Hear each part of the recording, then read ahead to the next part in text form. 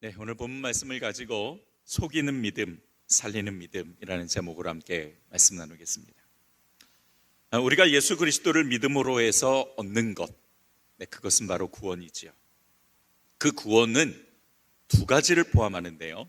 하나는 우리의 삶에 존재하는 문제가 해결되어지는 구원이 있고요. 두 번째는 메시아적 구원, 즉 영혼 구원이 있습니다.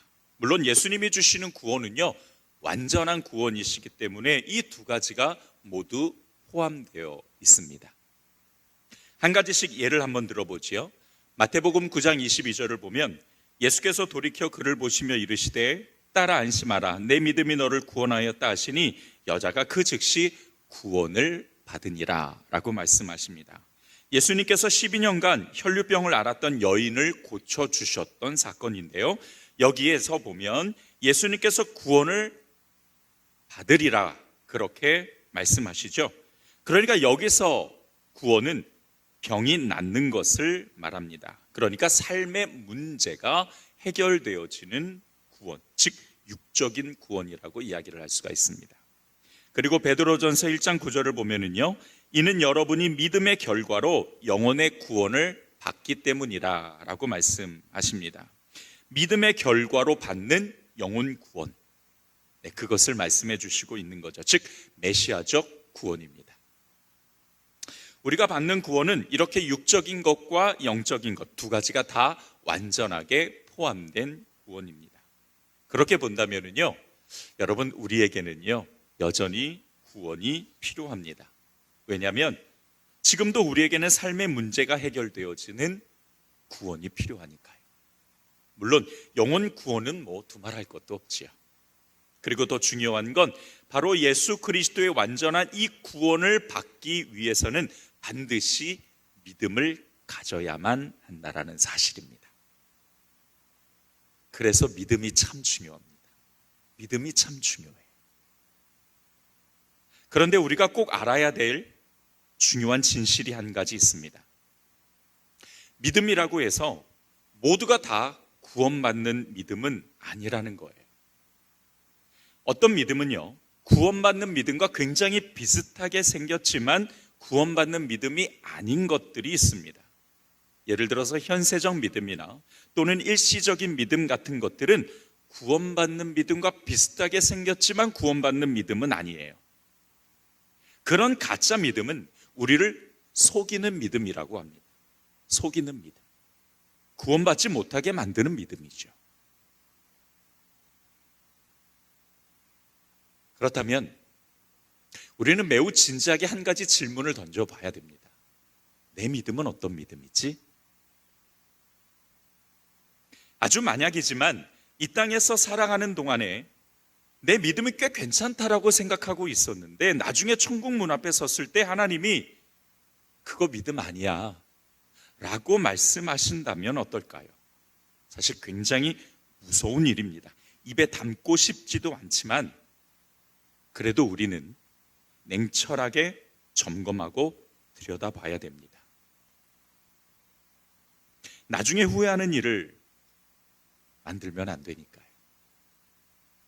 고린도후서 13장 5절에 보면은요, 여러분이 믿음 가운데 있는지 여러분 자신을 살피고 계속해서 시험해 보십시오 라고 말씀하세요.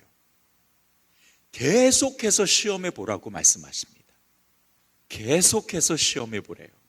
왜 그렇게 말씀하십니까? 내 믿음이 하나님이 인정하시는 믿음인지, 또 그 믿음 위에 나의 삶과 나의 신앙이 잘 세워지고 있는지 항상 확인이 필요하다라는 거예요.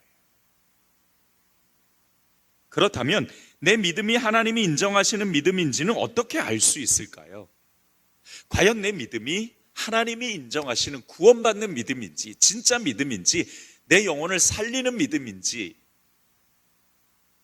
어떻게 알 수 있을까? 야고보서 2장 17절을 보면은요, 이와 같이 행함이 없는 믿음은 그 자체가 죽은 것이라 라고 말씀하십니다. 그러니까 내 믿음이 진짜인지 아닌지 확인하려면 살아있는 믿음이냐, 죽은 믿음이냐를 먼저 확인해 봐야 된다라는 거예요. 그리고 야고보서 2장 22절에 보면 이렇게 말씀하십니다. 내가 보거니와 믿음이 그와 그의 행함과 함께 일하고 행함으로 믿음이 온전하게 되었느니라. 여기서 온전하다라는 것은 도달하다 혹은 완성되다라는 뜻입니다. 그러니까 나의 믿음은 행함과 함께 완성되어 가는 것이지요. 그러니까 믿음은 그냥 그 자체로만 존재하는 것이 아니라 행함이 항상 뒤따를 뿐만 아니라 행함으로 완성되어 가는 겁니다. 자, 그렇다면 그 행함이라는 것은 또 도대체 뭘 말씀하시는 걸까? 마태복음 7장 21절에서 우리에게 분명하게 말씀을 해주시고 있습니다. 자, 우리 함께 읽어볼까요? 준비되셨죠? 시작. 나더러 주여 주여 하는 자마다 천국에 다 들어갈 것이 아니요 다만 하늘에 계신 내 아버지의 뜻대로 행하는 자라야 들어가리라. 아멘. 예수님한테 주여라고 고백하는 거 보니까 이 사람도 믿음이 있는 것 같아요. 하지만 믿음이 있어도 말로만 주여 주여 하는 것은 천국에 들어가는 믿음이 아니래요. 즉 가짜 믿음이라는 겁니다. 속이는 믿음이라는 거예요. 하나님의 뜻대로 행하는 믿음, 그 믿음이 하나님 나라에 들어가는 믿음, 진짜 믿음이라고 예수님께서 말씀해 주시는 겁니다. 즉 살아있는 믿음이라는 것은 행함이 따르는 믿음이고, 행함이라는 것은 다름 아니라 하나님의 뜻대로, 즉 하나님의 말씀대로 순종하는 그 믿음을 말하는 것입니다. 말씀대로 행하지 않고는 아무리 우리가 예수님을 향해서 주여 주여라고 불러도 하나님 나라에 들어갈 수 없다라고 분명히 말씀해 주시고 있으니까, 그게 구원받는 믿음이 아니라고 분명히 말씀해 주시니까요. 결론적으로 우리의 믿음이 진짜 믿음인지는 행함으로 증명된다라는 거예요. 입으로 증명되는 게 아니라는 거죠. 자, 다시 한번 정리해 볼까요? 하나님이 인정하시는 믿음은 어떤 믿음이냐? 말씀에 순종하는 믿음. 그 믿음이 바로 살아있는 믿음이라는 겁니다. 그리고 말씀대로 행하는 믿음이 곧 살아있는 믿음이니까 이렇게 결론을 낼 수 있어요. 내 믿음이 정말 하나님 나라에 들어갈 수 있는 믿음인지 아닌지를 분명하게 판단하기 위해서는 하나님의 뜻대로 행하고 있는가? 그거를 살펴보면 되는 겁니다. 그리고 한 걸음 더 나아가서 하나님의 뜻대로 행하고 있는지 아닌지를 알아볼 수 있는 방법이 있어요. 딱 하나만 확인하면 됩니다. 자, 중요하니까 저를 따라서 고백해 주세요. 준비되셨죠? 따라서 합시다. 열매. 그게 확인할 수 있는 방법. 하나님의 뜻대로 행하는 사람은 열매가 나타나요. 그 열매가 무엇이냐면, 따라서 합시다. 변화입니다. 예수님을 닮아가는 변화, 그것이 바로 열매예요. 예수님을 닮아가는 인격적인 변화, 예수님을 닮아가는 생활의 변화가 점진적으로 드러난다면 그건 여러분 살아있는 믿음인 겁니다. 즉 구원받는 믿음. 물론 교회를 다니는 어떤 사람도 과거 예수님을 믿기 이전과 똑같은 삶을 사는 사람은 없을 것 같아요. 어떤 부분이라도 조금이라도 변화된 모습은 분명히 있을 겁니다. 자, 그런데요, 성경이 말씀하시는 변화는 옛날에 변화되었던 과거의 기억이 아니라 지금도 여전히 진행되어지고 있는 변화를 말씀하시는 거예요. 과거의 경험이나 추억에 머물러 있는 옛날 사건, 내가 옛날에는 이렇게 변했는데, 이런 거 아니고요, 지금도 여전히 달라지고 있는 변화 말이죠. 내가 지난달보다 이번 달 더 예수님을 닮아가. 작년보다 올해 이런 부분들이 변화됐는데 좀 더 예수님을 닮아간 것 같아. 하나님이 인정하시는 구원받는 믿음이란 예수님을 닮아가는 변화로 증명되는 거지 말로 증명되는 것이 아니라는 사실이죠. 말만 하고 변화의 증거가 없는 사람을 향해서 성경은 자신을 속이는 자라고 분명히 문자로 주셨습니다. 자, 오늘 본문 22절을 한번 보세요. 너희는 말씀을 행하는 자가 되고 듣기만 하여 자신을 속이는 자가 되지 말라. 자, 우리 함께 읽어볼까요? 되게 중요한 오늘 주제 성구입니다. 자, 읽어보겠습니다. 시작. 너희는 말씀을 행하는 자가 되고 듣기만 하여 자신을 속이는 자가 되지 말라. 여기서 속인다라는 이 단어가 되게 무서운 말이에요. 이 단어는요, 그냥 단순히 한 번 거짓말하는 그런 수준의 것이 아니라 유혹한다라는 뜻을 가지고 있습니다. 여러분, 마귀가 우리를 유혹하잖아요. 뭘로 유혹해요? 거짓말로, 비진리로 우리를 유혹해서 죄를 짓게 하잖아요. 그렇게 되면 하나님과 멀어지게 되고, 하나님과 멀어지면 결국 믿음을 잃어버리게 되는 그 모습을 우리는 창세기에 아담과 하와를 통해서 보았습니다. 마찬가지예요. 속인다라는 이 말은 하나님 나라에 들어가는 믿음이 아닌데 마치 하나님 나라에 들어갈 수 있는 믿음인 것처럼 착각하게 만든다라는 거예요. 다시 말해서 실상은 죽은 믿음인데 그것이 아닌 것처럼 착각하게 만든다라는 거죠. 속이는 믿음이 되어버린다라는 거예요. 어떤 사람이 그렇다고요? 듣기만 하고 순종하지 않는 사람. 듣기만 하고 순종하지 않으면 속이는 믿음으로 점점 더 빠져들어가는 겁니다. 요즘 매스컴이나 인터넷을 통해서 우리는 참 다양한 설교를 많이 접할 수 있죠. 훌륭하고 감동적인 설교도 얼마든지 들을 수 있습니다. 좋아요. 여러분 설교 많이 듣는 거 참 좋습니다. 그런데 듣는 거로 만족해서는 안 된다라는 거예요. 듣는 것으로 끝나서는 안 된다라는 겁니다. 내가 그 말씀을 들었으면 그 말씀대로 어떻게 순종해야 될지 깊은 고민이 있어야 돼요. 그리고 결단이 있어야 돼요. 희생이 있어야 돼요. 나를 들여다보고 점검하면서 내가 저 말씀대로 따르기 위해서는 내가 무엇을 해야 되고 어떤 대가를 치러야 되는지를 계산하고 그 말씀대로 따르고 삶에 적용하기 위해서 많은 생각들과 고민들이 있어야 된다라는 거예요. 그런데 이게 참 복잡하게 느껴지니까 많은 사람들이 이 과정, 이 단계까지 가지를 않아요. 그리고 듣는 것으로 그냥 만족해 버릴 때가 너무 많아요. 말씀 너무 좋아. 야, 되게 감동스럽다잉. 그리고 끝나버려요. 그런데 오늘 본문 말씀에서는 듣기만 하고 행하지 않는 사람은요, 속이는 사람이에요. 그걸로는 믿음을 완성할 수 없습니다. 듣기만 하는 것으로는요, 온전한 믿음을 만들어낼 수 없어요. 그런데 목사님, 분명히 성경에는 믿음은 들음에서 나는 거라고 하셨잖아요. 그렇다면 많이 들어야 되는 거 아닙니까? 그냥 들으면 되는 거 아닙니까? 라고 생각하시는 분도 계실 것 같아요. 맞습니다. 많이 들으셔야죠. 그 말씀이 로마서 10장 17절에 있는데요. 제가 한번 읽어볼게요. 그러므로 믿음은 들음에서 나며 들음은 그리스도의 말씀으로 말미암았느니라. 맞죠? 맞는데요. 지금 우리가 한 가지 오해하고 있는 게 믿음은 들음에서 나며 할 때 저 들음이라는 그 뜻이 무엇인지를 분명히 알아야 된다라는 거예요. 믿음은 분명히 말씀을 듣는 거로부터 시작하는 것이 맞지만 여기 로마서 10장 17절에서 말씀하시는 들음이라는 단어는 그냥 귀로만 듣는 행위를 나타내는 것은 아니에요. 저 단어는 순종을 전제로 하는 들음입니다.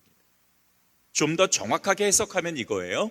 순종하기 위해 즐거운 마음으로 관심을 갖고 귀 기울여 듣는 것. 다시 한번 들어보세요. 순종하기 위해 즐거운 마음으로 관심을 갖고 듣는 것. 세 가지가 포함되어 있어요. 저 들음이라는 단어의 원문의 뜻이 세 가지가 포함되어 있다. 순종을 전제로 해서 즐거운 마음으로 관심을 갖고 듣는 것. 그게 로마서 10장 17절에서 말씀하시는 들음이라는 단어의 뜻입니다. 그러니까 우리가 구원받는 그 믿음으로 완성되기 위해서는 듣는 게 맞는데 그냥 듣는 걸로는 안 된다.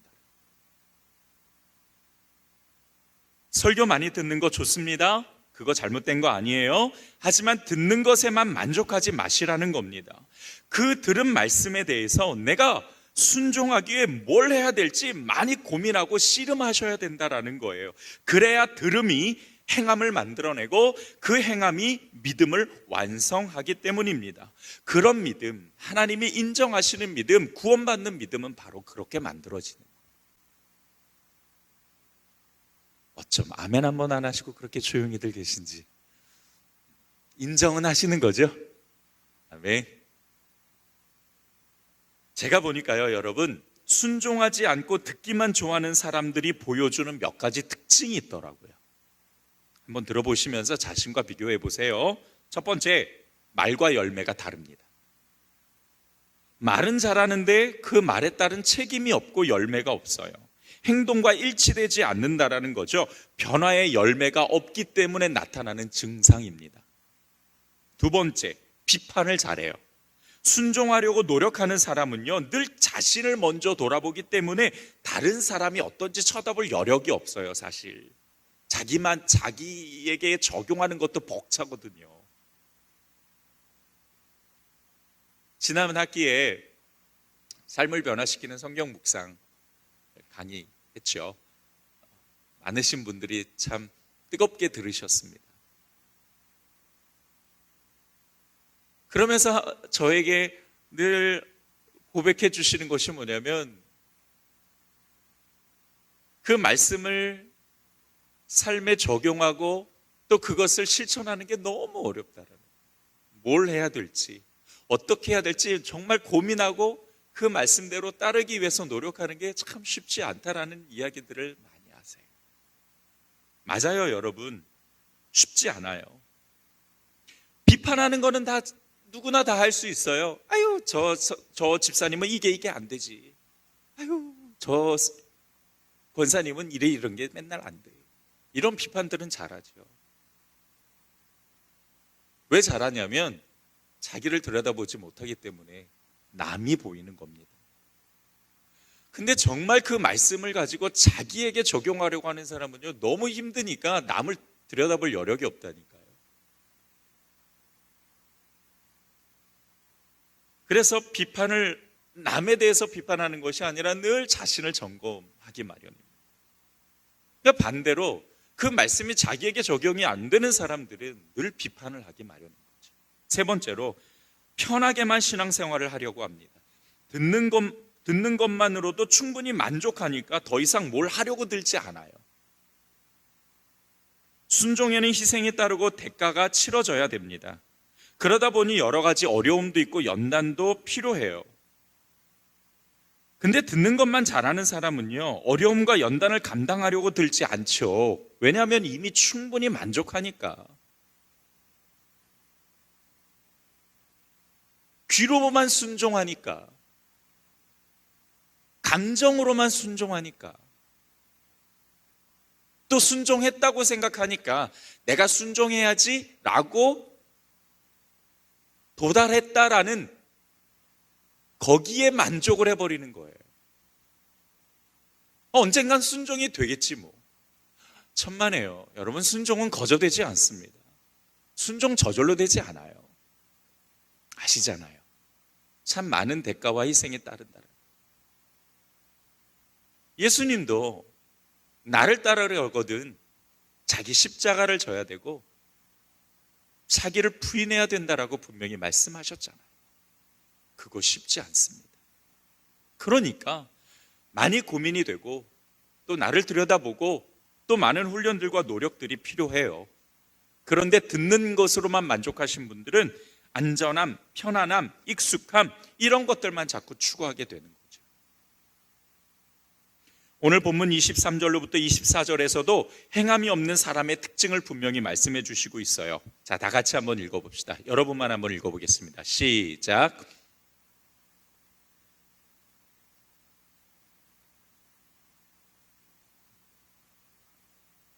제 자신을 보고 가서 그 모습이 어떠했는지를 곧 잊어버리거니와 신약시대의 거울은요, 지금처럼 잘 보이는 거울이 아니라 청동으로 만든 흐릿한 거울이었어요. 그러니까 자기 모습도 이렇게 보면 흐릿하게 보이는 거죠. 그러니까 어떤 모습인지 잘 안 보이니까 금방 잊어버려요. 마찬가지로 행함이 없는 사람은요, 자신을 제대로 보지 못하니까 다른 사람이 먼저 보이게 되고, 자신이 잘 안 보이니까 말과 행동이 다를 수밖에 없고요, 자신이 흐릿하다 보니까 익숙함과 편안한 것만 자꾸 추구할 수밖에 없게 되는 겁니다. 만약에 나에게도 이런 모습이 발견된다면 이제는 우리가 방치하지 말고요, 고쳐 나가기를 주님의 이름으로 축원드립니다. 이거는 구원과 직결되는 문제이기 때문에 우리에게 굉장히 중요한 거예요.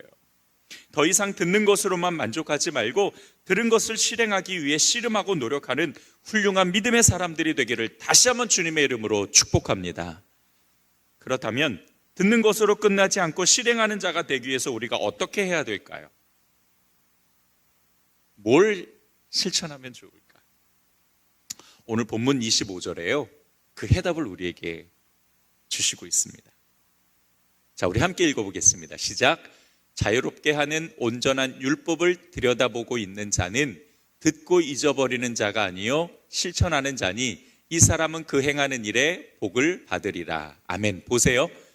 잊어버리는 자가 아니요 실천하는 자다. 분명히 말씀하시지, 어떤 사람이 율법을 들여다보고 있는 자가. 자, 그러면 여러분, 핵심 단어가 뭐가 되겠어요? 들여다보고 있는 것. 들여다보고 있는 사람은 행하는 사람이래요. 실천하는 사람이래요. 그리고 복받을 수 있는 사람이래요. 자, 그렇다면 과연 이 들여다본다라는 단어가 어떤 의미를 갖고 있는지 우리가 함께 살펴보고요, 또 이 단어를 우리의 삶에 어떻게 적용할 수 있는지 함께 나눠보도록 하겠습니다. 첫 번째로 따라서 합시다. 말씀을 자세히 살펴야 한다. 25절에 들여다본다라는 이 말은요, 자세히 살피는 것을 말해요. 근데 이게 멀리서 살피는 것이 아니라 허리를 굽혀서 얼굴을 디밀어서 아주 자세히 살피는 것을 이야기합니다. 자, 여러분, 만약에 우리가 길에서 어떤 소중한 것을 잃어버렸다라고 가정해 봅시다. 내 사랑하는 사람이 주는 반지를 잃어버렸다라고 가정해 봅시다. 여러분, 어떻게 찾으시겠습니까? 대충 한번 이렇게 훑어보고 없네? 그리고 그냥 가시겠어요? 너무너무 소중한 반지인데, 24K인데, 다이아도 박힌 500만 원짜리인데, 그냥 이렇게 하고 갈 사람이 누가 있어요? 허리를 굽히고 얼굴을 땅에 디밀어서 이게 어디에 있나, 어디로 굴러갔나 막 자세히 살펴보겠지요. 샅샅이 뒤질 겁니다. 아주 그냥 그 주위에 있는 거 그냥 싹 다 뒤집어 엎어갖고 찾겠죠. 어떻게 하든지 찾을 겁니다. 말씀도 이와 같다라는 거. 마치 보물을 찾는 것처럼 그 말씀 안에 담겨져 있는 나에게 주시는 주의 음성, 나에게 주시는 하나님의 메시지를 아주 샅샅이 뒤지는 겁니다. 하나님께서 내게 주시는 메시지가 뭔지 깨달음을 얻을 때까지 읽고 또 읽고 관찰하고 또 관찰하면서 의미를 발견해 가야 된다는 거예요. 매우 적극적으로 말씀 속에 들어가서 그 메시지를 깨달을 때까지, 그 깨달음이 내 몸을 움직일 수 있는 원동력을 가질 수 있을 때까지 들여다보고 또 들여다봐야 돼요. 우리가 얼마나 천재 같아서요, 말씀을 한 번만 읽으면 다 외우고 막 다 이해가 되고 그렇습니까? 안 되잖아요. 많이 읽으셔야 돼요. 또 읽으셔야 돼요. 그러나 읽는 것에서 끝나지 말고 생각하고 묵상하고 연구하고 깊이 고민하고 읊조려야 된다는 거예요. 하나님의 말씀은 나와 상관없는 이야기가 아니잖아요. 하나님의 말씀은 과거의 역사가 아니라 시대와 공간과 시간을 뛰어넘어 누구에게든지 적용되고 이루어지는 진리입니다. 그러므로 하나님의 말씀을 소극적으로 멀찍이 서서 쳐다보고 구경하고 귀로만 듣는 것이 아니라 그 말씀 안으로 들어가서 내가 직접 등장인물이 되어보기도 하고 이스라엘 백성이 되어보기도 하고 때로는 하나님의 입장에 서보기도 하면서 하나님께서 주시는 메시지와 그 음성을 주의 깊게 찾아야 한다라는 거예요. 아멘 하시면 입술에서 종기 나나? 아니죠. 주의 깊게 찾으시는 성도님들의 되기를 주님의 이름으로 축원드립니다. 말씀을 많이 읽는 것 중요해요. 하지만 하나님의 말씀을 읽는 것으로 끝나지 마시고, 다시 한번 강조하지만 그 말씀 안에 담겨진 보물을 찾아내는 적극적인 자세가 필요하다라는 거예요. 마치 야곱이 약복강 나루터에서 복을 얻어내기 위해서 천사와 씨름하는 그 마음으로 하나님께서 나에게 주시고자 하는 그 음성을 찾기 위해서 고민하고 연구하고 씨름하는 그 자세를 우리가 가져야 된다는 거예요. 자신이 힘들게 찾은 보물은요, 가치가 있어요. 그러니까 절대로 잃어버리지 않겠죠. 뿐만 아니라 너무 소중하니까 자연스럽게 가치를 두고 따르게 됩니다.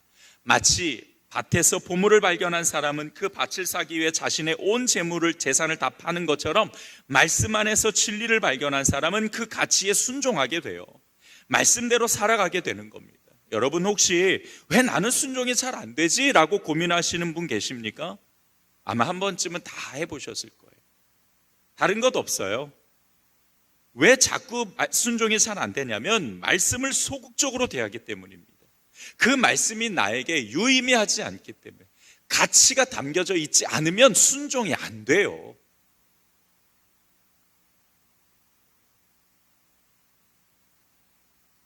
똑같은 시계를 할지라도 어떤 사람에게 그 시계는 너무 소중해서 목숨과 같이 지키는 사람이 있어요.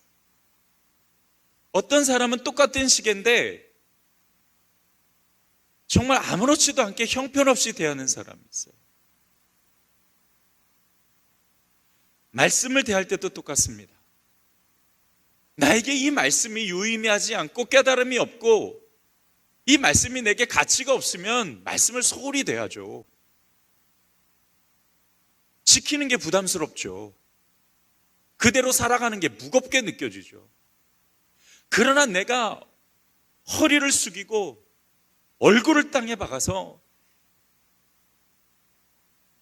가치를 찾기 위해, 의미를 찾기 위해, 메시지를 찾기 위해, 음성을 찾기 위해서 뒤지고 또 뒤지고 샅샅이 뒤지고 고민하고 또 고민하고 연구하고 또 연구해서 찾은 그 말씀은 너무 소중해서요, 그거 자체가 에너지가 되고 내 몸을 움직일 수밖에 없게 된다니까요.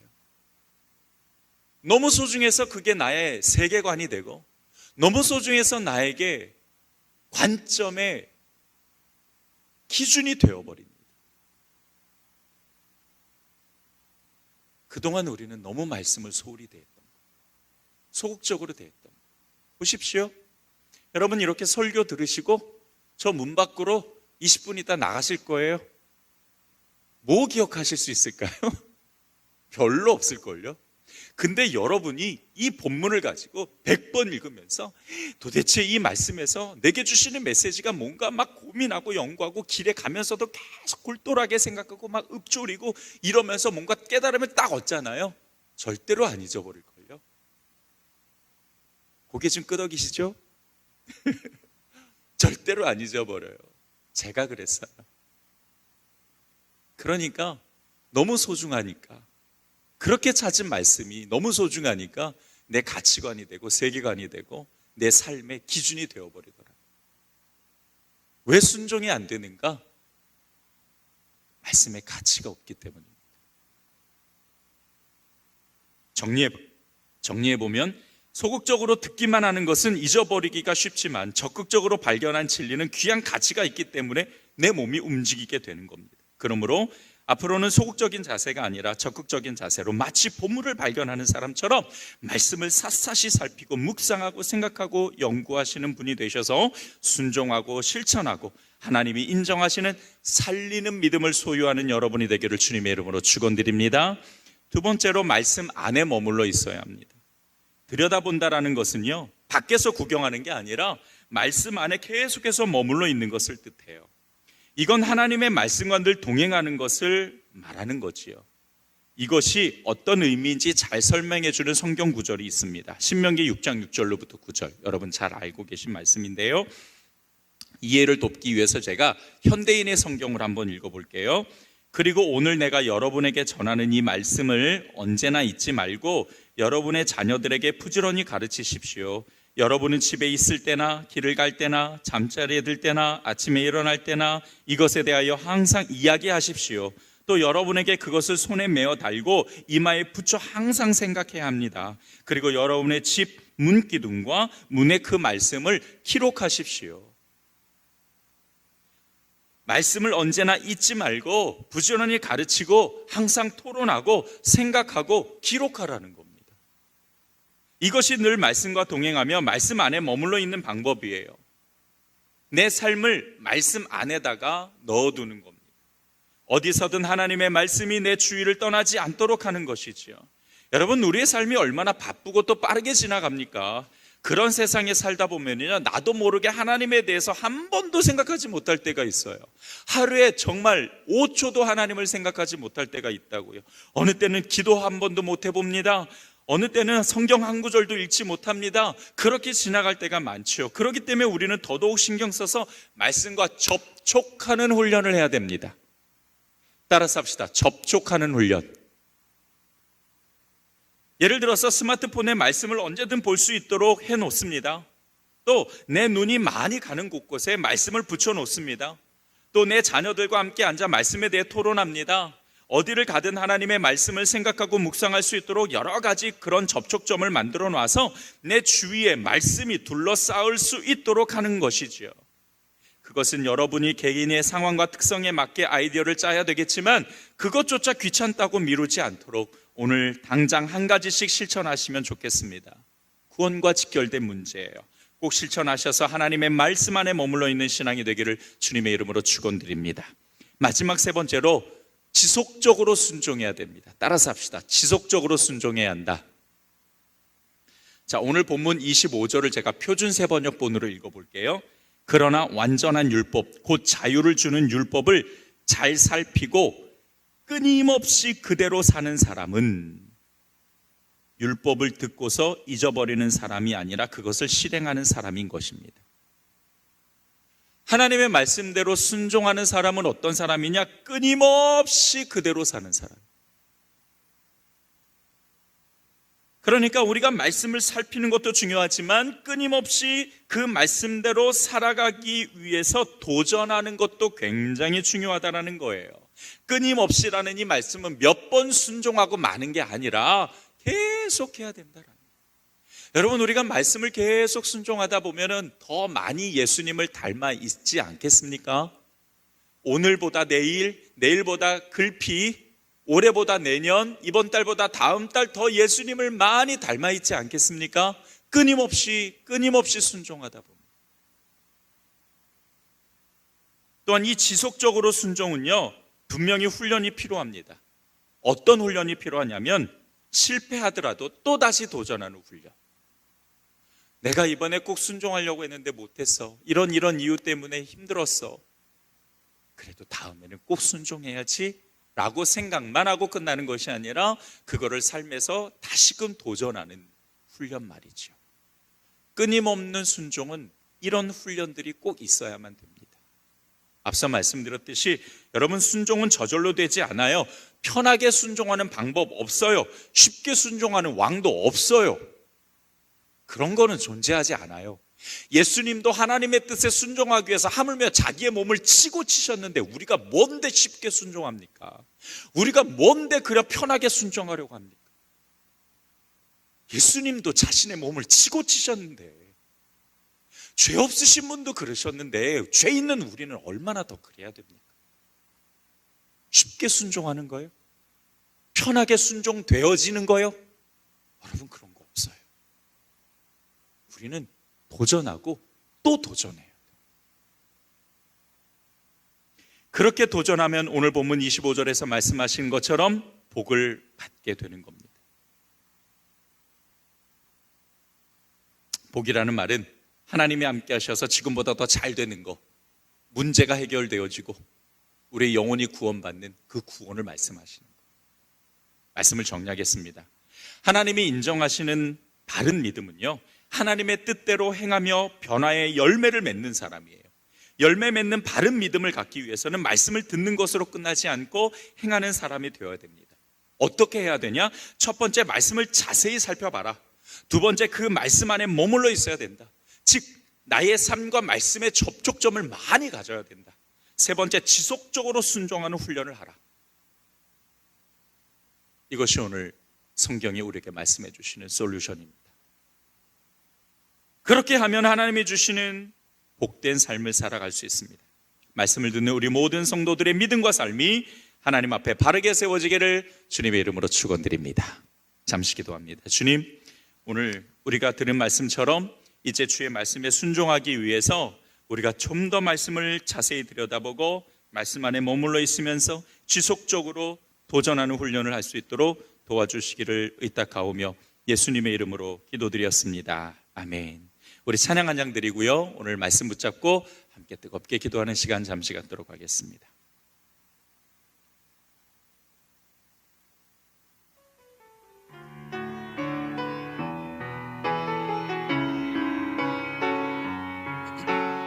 주의 말씀에 의지하여 그물을 던지는 믿음과 신앙이 되기를 원합니다. 전능하신 나의 주 하나님을 능치 못하실 일 전혀 없네. 우리의 모든 간구도 우리의 모든 생각도 우리의 모든 꿈과 모든 소망도 신실하신 나의 주 하나님을 우리의 모든 괴로움 바꿀 수 있네. 불가능한 일 행하시고 죽은 자를 일으키시니 그를 이길 자 아무도 없네. 주의 말씀 의지하여 깊은 곳에 그물 던져 오늘 그가 놀라운 일을 이루시는 것 보라. 주의 말씀 의지하여 믿음으로 그물 던져 믿는 자에게 우리 다시 한번 고백하기 원합니다. 주의 말씀 의지하여 주의 말씀 의지하여 깊은 곳에 그물 던져 오늘 그가 놀라운 일을 이루시는 것 보라. 주의 말씀 의지하여 믿음으로 그물 던져 믿는 나에게 능치 못하오네. 다시 한번요. 주의 말씀 의지하여 깊은 곳에 그물 던져 지금 그가 놀라운 일을 이루시는 것 보라. 주의 말씀 의지하여 믿음으로 그물 던져 믿는 나에게 능치 못함 없네. 믿는 나에게 능치 못함 없네. 믿는 나에게 능치 못함 없네. 우리 주 한 번에 지금 동성으로 기도합니다.